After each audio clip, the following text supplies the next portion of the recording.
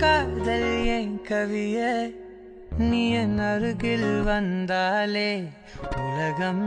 ஏன் இருளுது பகலிரவாய் மாறுது வளைவினில் எல்லாம் வளைந்து தொலைந்து போவேனானே நீயே வெண்பனியே தீயின் சுவையும் நீயே உன்னில் மெது மெதுவாக பயணங்கள் போல தொடங்கிடவா மனம் ஒரு கணம் கொதிகலனாக தவறுகளின் இசையன மாற தொலைவுகளை